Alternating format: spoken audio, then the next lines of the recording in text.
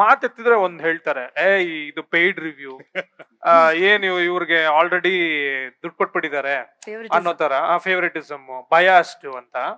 So how difficult it is to get the trust from your audience? ನನ್ನ ವಿಚಾರದಲ್ಲಿ ನಾನು ಯೋಚನೆ ಮಾಡೋದು ಹೀಗೊಂದೆ, ಏನು ಅಂದ್ರೆ like all the film makers you can never lie in front of the camera ಅಲ್ವಾ, ಅದು ಗೊತ್ತಾಗ್ಬಿಡತ್ತೆ ಅಂತ.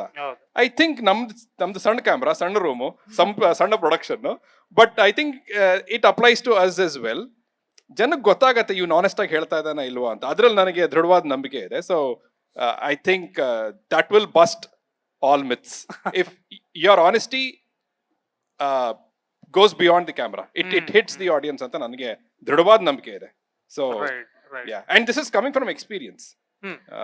ನಾನು ಇವ್ರದ್ದು ರಿವ್ಯೂ ಹೇಳೋದಕ್ಕೆ ಒಂದು ನಮ್ದು ಆಡ್ ಪ್ಯಾಕ್ಚರ್ ಮೇಕರ್ಗಳಾಗಿ, ಅಂದ್ರೆ ಇವ್ರು ರಿವ್ಯೂಸೇ ನೋಡಿ, ಅದು ಪೇಯ್ಡ್ ರಿವ್ಯೂನೋ ಜೆನ್ಯೂನ್ ರಿವ್ಯೂನೋ ಏನೋ ಒಂದು ಹೇಳ್ತಾರೆ ಇವರು, ಅದನ್ನ ನೋಡೇ ಆಡಿಯನ್ಸ್ ಡಿಸೈಡ್ ಆಗ್ತಾನೆ ಅನ್ನೋ ಥರದಾದ್ರೆ, ನಾನು ಹೇಳೋದೀಗ ಕೈರಮ್ ವಾಶಿ ಅವರು ಹೇಳಿ ಆಡಿಯನ್ಸ್ ಡಿಸೈಡ್ ಆಗ್ತಾನೆ ಅಂದ್ರೆ ಕೈರಮ್ ವಾಶಿನೇ ಕನ್ವಿನ್ಸ್ ಮಾಡಿ ಅಂತ ನಾನು ಹೇಳೋದು ಕಥೆಲಿ. ಅಂದ್ರೆ ಅವ್ರ ಹಿಂದೆ ಅಷ್ಟು ಆಡಿಯನ್ಸ್ ಇದಾರೆ, ನನ್ನ ಆಡಿಯನ್ಸೇ ಅವರು ಅಂತಂದಾಗ ಅವ್ರನ್ನ ಕನ್ವಿನ್ಸ್ ಆಗೋ ಸಿನಿಮಾನೇ ಮಾಡಿದ್ರೆ ಆಯ್ತಲ್ಲ, ನನ್ನ ಅಲ್ಟಿಮೇಟ್ ಆಡಿಯನ್ಸ್ ತಾನೆ.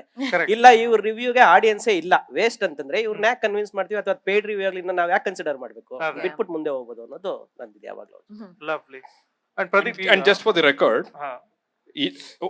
ಒಬ್ಬ ರಿವ್ಯೂಯರ್ ಒಂದು ಚಾನೆಲ್ಗೆ ರಿವ್ಯೂ ಮಾಡಿ ಕೊಡ್ತಾ ಇದ್ದಾನೆ ಅಥವಾ ಕೆಲಸ ಮಾಡ್ತಾ ಇದ್ದಾನೆ ಅಂದ್ರೆ ಅವನಿಗೆ ಸಂಬಳ ಇರುತ್ತೆ. ಪ್ರೊಡಕ್ಷನ್ ಹೌಸಿಂದ ನಾನಂತೂ ತಗೊಳ್ಳಲ್ಲ, ನನ್ನ ಕಂಪನಿಯಿಂದ ಸಂಬಳ ಕೊಡ್ತಾರೆ.